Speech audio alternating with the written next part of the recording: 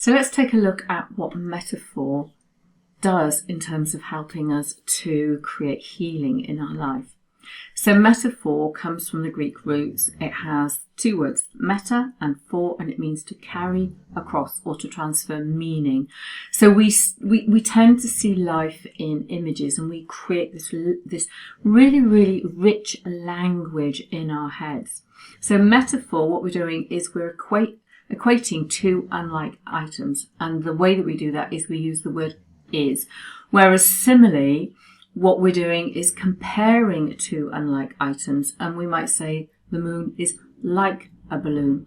Now, what you're going to find in terms of your language and the things that you say is you probably cross those two things over. And personally, I don't think it really matters.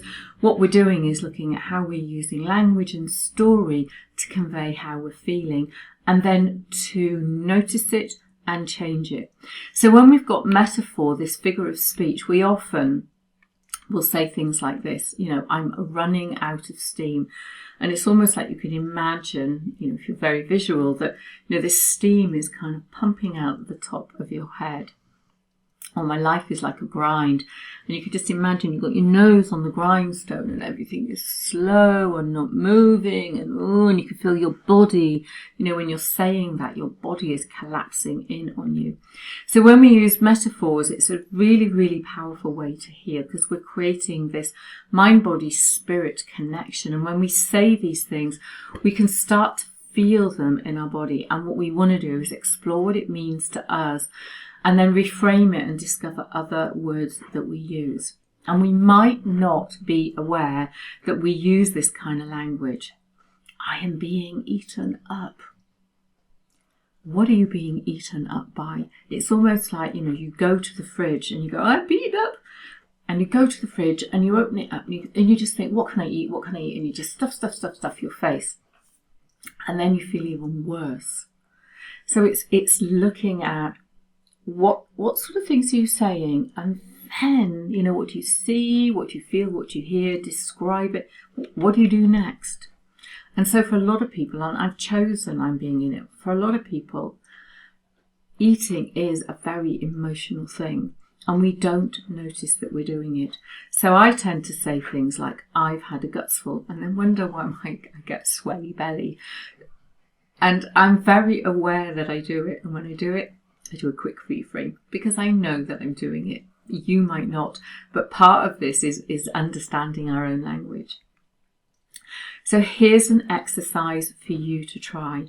My body is a, and I just want you to pick the first word that comes up. Now you might say, my body is a temple. And therefore the habits that you have are, you treat your body like a temple. Now I certainly do. I've been through a lot of illnesses, and I use natural healing. And when I eat these days, I think of what am I eating that is going to nourish my body, my mind, body and soul. Now it might be that you say my body is like a wrecked ship. And to me, I can see like a crashed old ship on the shore. It's all falling to pieces, and you're not treasuring and looking after yourself. So my body is a, write a word in your journal. If you don't have time, that 10 minutes to write now, write it in your journal, and then come back at the end of the day and see what happens when you explore that word. Now, another great exercise is make a list of random nouns. So I've just made those up. And what you're going to do is just pick a couple and connect them like this. Orange is a story. And that's very curious. So you've written this list of nouns, and then you've put together what seems to be two nonsensical words. Well, I'm just going to invite you to do that, and then allow your imagination to take you on a very curious journey. So put your pen to paper for 10 minutes and write, and then what do you learn? And if you want to steal Orange as a story and explore that, please be my guest. But try and use nouns that just come to you. Just make this random list. What about phrases that you use? I want to be in the driving seat of my life. That implies that you're not. It implies that other people are driving you around. Now, what's interesting about the driving seat of life, like, imagine that you've been having dreams about being driven around. Well, that connects that very beautifully. And we dream in metaphors and stories. So, if that is a phrase, I want to be in the driving seat of my life. And then you dream about buses and taxis and cars, but someone else is driving. Your unconscious mind is going, excuse me. You just need to do a few things to get back into the driving seat of your life. So just have a look at some of the phrases that you use. Jot them down in your journal or your notebook as the day goes by, and then explore. So today, what is a metaphor that describes how you feel in this moment? Now, is that part of the story of you?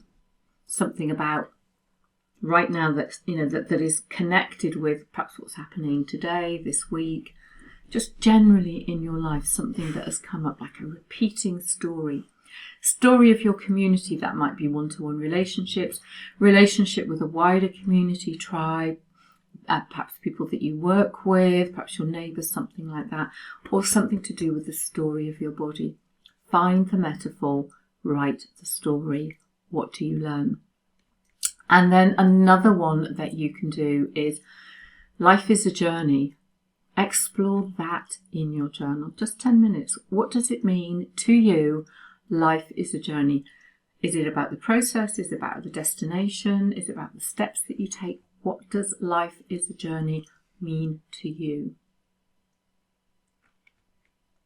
And I just want to leave you with, how do you feel today? Now, this is something you can ask yourself every single day. What is a metaphor for how you feel today? Do this for 5 days. See what happens. And then, write it in your journal. Wake up in the morning. How do I feel today? Describe that as a metaphor. Live the day. And then in the evening, come back to your journal and explore what that means. It will be, I promise you, absolutely fascinating.